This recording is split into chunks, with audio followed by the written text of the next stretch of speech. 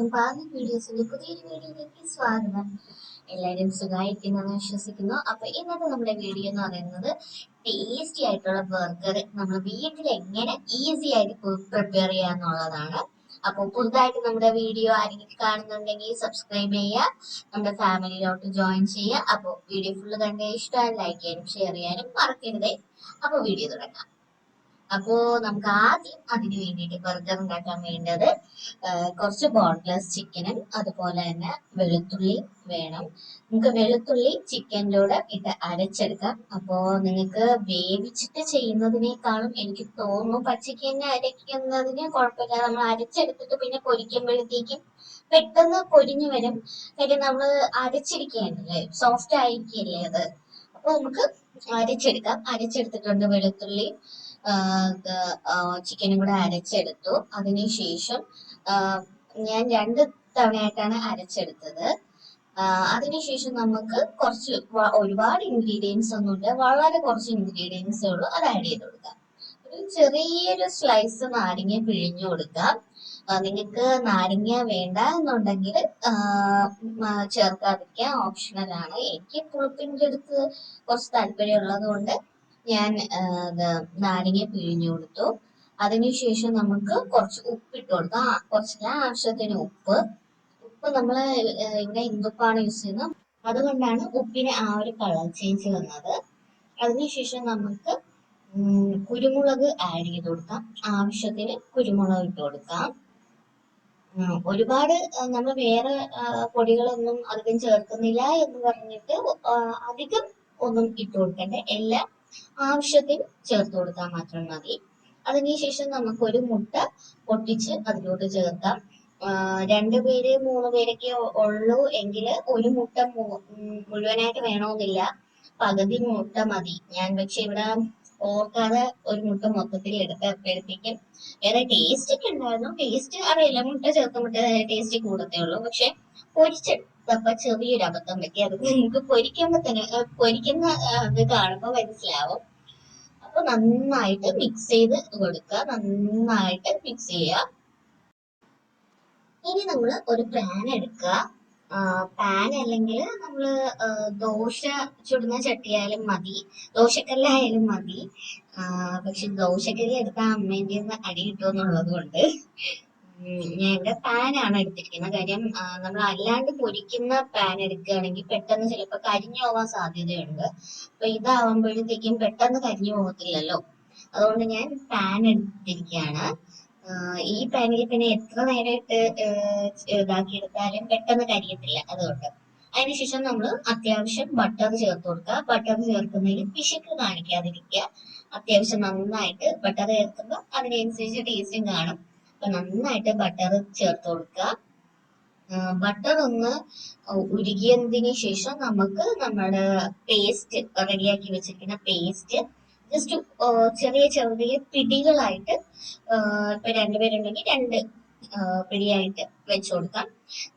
ഇങ്ങനെ ഉരുട്ടി വെച്ചാലും നമ്മൾ ചട്ടുകം ഉപയോഗിച്ച് അത് കറക്റ്റ് ഷേപ്പിലോട്ട് ആക്കുന്നുണ്ട്. പ്രസ് ചെയ്ത് നമുക്ക് സാധാരണ നമ്മള് ബർഗർ പാറ്റിന്റെ ആ ഒരു ഷേപ്പിലോട്ട് ആക്കുന്നുണ്ട്.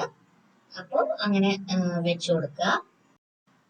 അതിനുശേഷം ചട്ടുകം ഉപയോഗിച്ച് നന്നായിട്ട് പ്രസ് ചെയ്ത് കൊടുക്കുക. നിങ്ങളുടെ ബർഗർ ബണ്ണ് വാങ്ങുന്നതായിരിക്കും നല്ലത്. അല്ലാത്ത ബണ്ണിലാണ് ചെയ്യുന്നതെങ്കിൽ ആ ബണ്ണിന്റെ സൈസിലോട്ട്, ബണ്ണിന്റെ സൈസ് എത്രയാണോ ആ ഒരു സൈസിൽ ഫിറ്റ് ചെയ്യുന്ന രീതിയിൽ പ്രസ് ചെയ്ത് കൊടുക്കുക.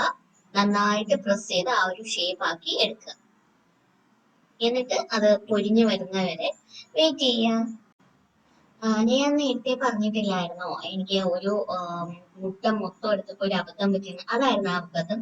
മുട്ട 2 അടിയിലും മുകളിലുമായിട്ട് മുട്ടേന്റെ ലെയർ വന്നിട്ട് അത് മുട്ട ആയാണ് കൂടുതൽ അവിടെ കോൺസെൻട്രേറ്റ് ചെയ്ത് നിന്നത്. അതാണ് ആ ഒരു കളർ നന്നായിട്ട് ബ്രൗൺ കളർ വരാഞ്ഞത്. ആ മുട്ട അടിയിലും മുകളിലുമായിട്ട് കോൺസെൻട്രേറ്റ് ചെയ്ത് ഇരുന്നുകൊണ്ടാണ്. അതിനുശേഷം തീ കുറച്ചിട്ടിട്ട് ചീസ് മുകളിൽ വെച്ചു കൊടുക്കുക. നമുക്ക് ചെറിയൊരു തീയില് കുറച്ച് വെള്ളം സൈഡിലോട്ടൊന്ന് കുടഞ്ഞു കൊടുക്കുക. എന്നിട്ട് ഒരു പാത്രം വെച്ച് അടച്ച് വെക്കുക. അടച്ചു വെക്കുമ്പോഴത്തേക്കും പെട്ടെന്ന് ആ ഒരു ആവിയില് നമ്മളെ ചീസ് നന്നായിട്ട് മെൽറ്റ് ആയി കിട്ടും. അപ്പോ ഇവിടെ ചീസ് മെൽറ്റായി കിട്ടിയിട്ടുണ്ട്. അപ്പൊ ഇത്രയാണ് ബർഗർ പാറ്റി റെഡിയാക്കേണ്ട രീതി. ഇനി നമുക്ക് ഇതിനെ സെറ്റ് ചെയ്തെടുക്കാം, ബർഗറിന്റെ ഷേപ്പിലോട്ട് മോഡൽ ചെയ്യാം. അപ്പൊ അതിന് വേണ്ടിയിട്ട് ഞാൻ ഇവിടെ എടുത്തിരിക്കുന്ന 2 ബർഗർ ബണ്ണാണ്. നിങ്ങൾക്ക് അല്ലാത്ത ബണ്ണ്, സ്വീറ്റ് ബൺ അല്ലാത്ത ബൺ വേണമെങ്കിൽ എടുക്കാം. ഇവിടെ ഞാൻ എടുത്തിരിക്കുന്ന ബർഗർ ബണ്ണാണ്. അതിനുശേഷം സ്വീറ്റ് ചില്ലി സോസ്, പിന്നെ ഗാർലിക് പേസ്റ്റ് വിത്ത് മയണൈസ് ആണ് ഞാൻ എടുത്തിരിക്കുന്നത്. കാര്യം എനിക്ക് ബർഗർ സോസ് കിട്ടിയില്ല. നമ്മൾ ഓരോന്ന് സെറ്റ് ചെയ്യുമ്പോഴത്തേക്കും താഴത്തെ ബണ്ണിലും മുകളിലത്തെ ബണ്ണിലും ഒരേപോലെ നമുക്ക് ചെയ്തു കൊടുക്കാം, എന്നാലേ കാണാൻ നല്ല ഭംഗി വരത്തുള്ളൂ. അപ്പോൾ ഞാൻ ആദ്യം ആഡ് ചെയ്ത് കൊടുക്കുന്നത് സ്വീറ്റ് ചില്ലി സോസ് ആണ്. സ്വീറ്റ് ചില്ലി സോസിന് ശേഷം ഞാൻ ആഡ് ചെയ്യുന്നത് ഗാർലിക് പേസ്റ്റ് വിത്ത് മയണൈസ് ആണ്.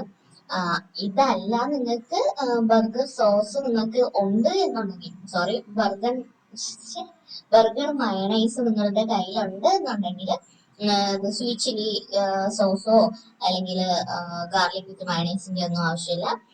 ബർഗർ സോസ് തന്നെ നിങ്ങൾക്ക് ആദ്യത്തെ ലെയറായിട്ട് താഴത്തെ ബണ്ണിലും മുകളിലത്തെ ബണ്ണിലും ചേർത്ത് കൊടുക്കാവുന്നതാണ്. എന്റെ കയ്യിൽ ഇല്ലാത്തത് കൊണ്ട് മാത്രമാണ് ഞാനിപ്പോ രണ്ടും രണ്ടായിട്ട് ചെയ്യുന്നത്.